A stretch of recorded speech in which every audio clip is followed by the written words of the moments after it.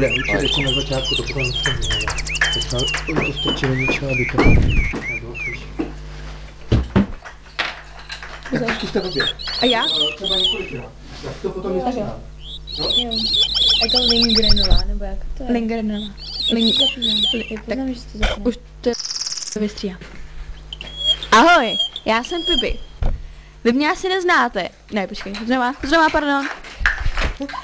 Ahoj, já jsem Pipi. Jak se máte?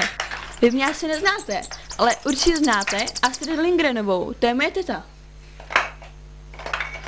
Tak dobrý. Ahoj, já jsem Pipi. Asi mě neznáte, ale určitě znáte moji tetu. To je Astrid Lindgrenová. Já se nevím, jak to mám říct. No. To je Astrid, jak to mám říct, jak jsi už to říkala. Tak nic. Ahoj, já jsem Pipi. Jak se máte? A vy mě asi neznáte. Ale určitě znáte moji tetu. Astrid Lindgrenovou. No, dobrý. Ahoj, já jsem Pipi. Jak se máte? No, to bylo blbý. Tak ještě jednou. Ahoj, já jsem Pipi. Jak se máte? Ne, to je taky blbý. Počkej, ještě jednou. Ahoj, já jsem Pipi.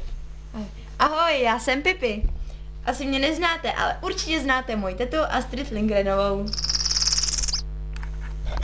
A určitě taky znáte moje kámoše Toma a Aniku.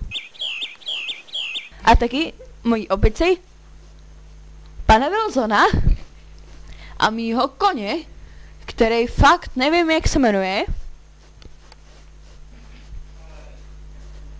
Aleš se fakt nemenuje. Tak dobrý. Ahoj, já jsem Pipi. Vy mě asi neznáte, ale určitě znáte moji tetu Astrid Lindgrenovou.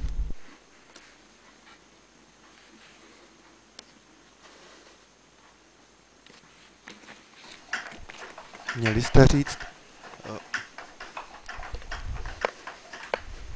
to jsem já, Pipi dlouhá punčucha. Ono to,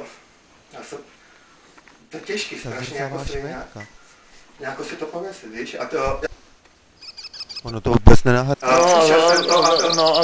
Ptal jsem se, že jo, to bych to... No, ale i tam jako, tam je zmatek. problém, Ještě jednou pojedeme. Normálně tam přijdeš a řekneš, dobrý den, já jsem Astrid Lindgrenová, ta zrzavá Švédka. Ne. Já jsem Pipi dlouhá punčocha.